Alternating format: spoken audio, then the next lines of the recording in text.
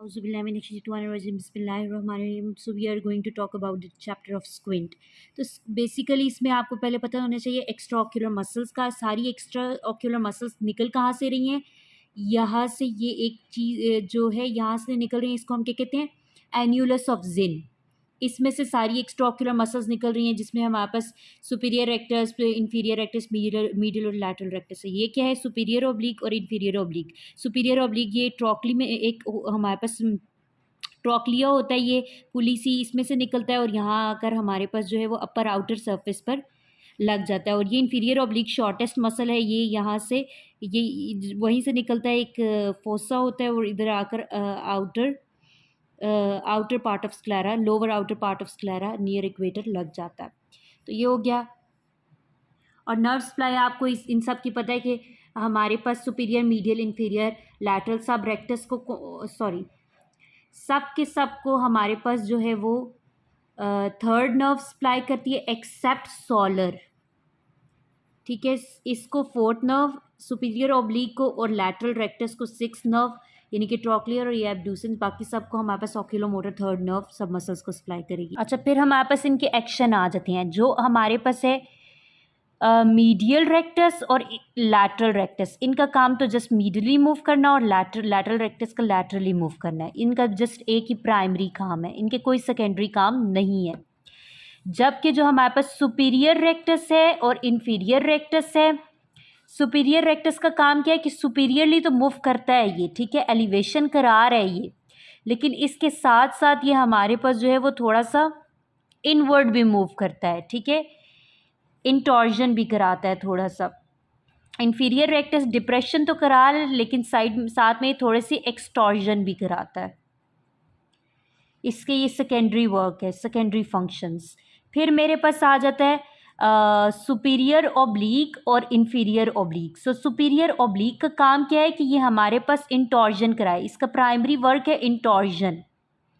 और inferior oblique का primary work है एक्सटॉर्जन।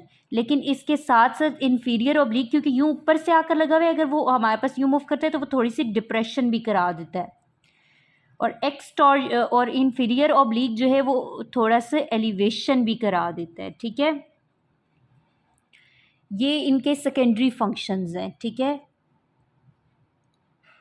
अच्छा, ये सेकेंडरी फंक्शंस क्यों होते हैं आपको पता है? क्योंकि हमारे पास ये एक अगर ऑर्बिट है तो ये ऑर्बिट का अगर राइट एंगल है, उसका एक्सिस है, और ये हमारे पास आई है तो आई का जो एक्सिस है वो इधर होगा ऐसे, तो इन दोनों के दरमियान एक एंगल बनेगा।